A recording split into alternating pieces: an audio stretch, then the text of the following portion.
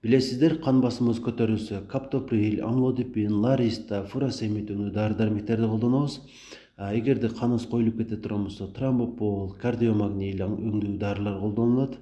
Эгерде денебиздин кайсы бир бөлүгүндө сезгенүү процесси жүрсө, мисалы грипп болдук дейли, ангина болдук дейли, же болбосо өпкөбүздө сезгенүү болуп, пневмония болсок, антибиотиктер биринчи кезекке келет.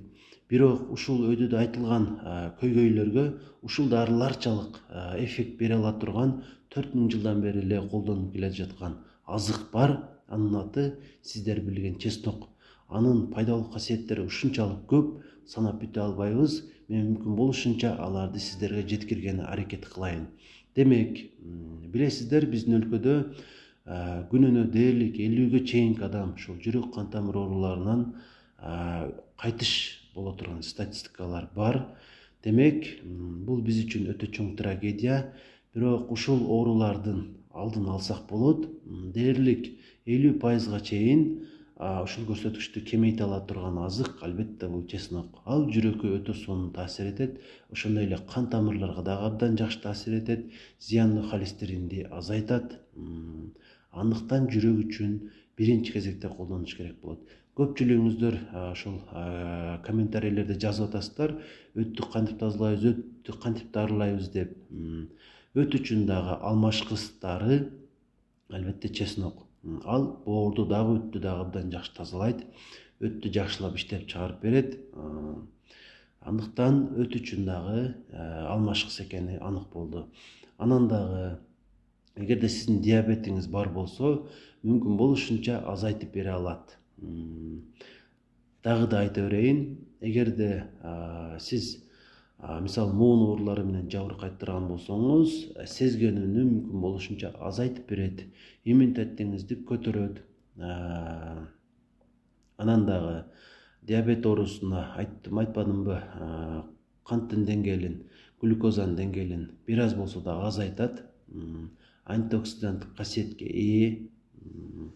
Жана дагы эркектик кубатты бекемдеп берет. Эгерде сиз күн бою өтө көп күч коротуп иштешиңизге туура келсе, бул азык сизге жардамга келет дагы, сиздин күчүңүздү арттырып берет. Helicobacter pylori микробун жок кыла алат. Анан дагы өпкөнүн оорусу болгон туберкулезго дагы жакшы жардамчы. Аны жоюуга өзүнчө салым кошо алат. Бул мен айткандары эстегендерим гана.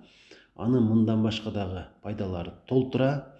Айрыкча башында айтып өткөнүмдөй кан басымды жакшылап түшүрүп берет. Аны үчүн кантип колдонуш керек? Кан басымды түшүрүш үчүн чеснокту өтө кайнак эмес, жылуу сууга майда турап салабыз дагы, зайтун майынан бир аз тамчылатып туруп, ошону иче бересиз. Ошондо кайсыдыр бир убакытка келип кан басымыңыз нормага түшүп калат. Албетте дарыгердин кеңеши менен болсо абдан жакшы болот. Анан дагы чеснокту жегенде аны жакшылап майдалап туруп 10 мүнөт күтөсүз дагы, анан жесеңиз өтө жакшы жардам берет. Өтө пайдалуулугу ашыкча болот. Анан дагы аны бышырып туруп жегенде пайдасы анчалык жакшы болбойт. Анчалык күчтүү болбойт деген мааниде. Андыктан ушул сунуштарды аткарыңыз. Мен эстегендеримди гана айттым. Чындыгында анын пайдасы алдан канча ашыкчараак.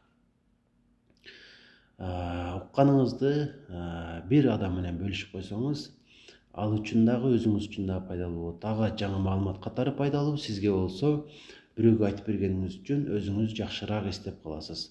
Анан дагы чеснокту азыркы учурда көпчүлүгү Кытайдан дагы экспорт болот экен. Ошону жакшылап билип алыңыз. Өзүбүздө өндүрүлгөн чеснок ал жактыкына караганда алда канча баалуу, алда канча пайдалуу. Андыктан ошол тандаганда дагы маани берип коюңуздар.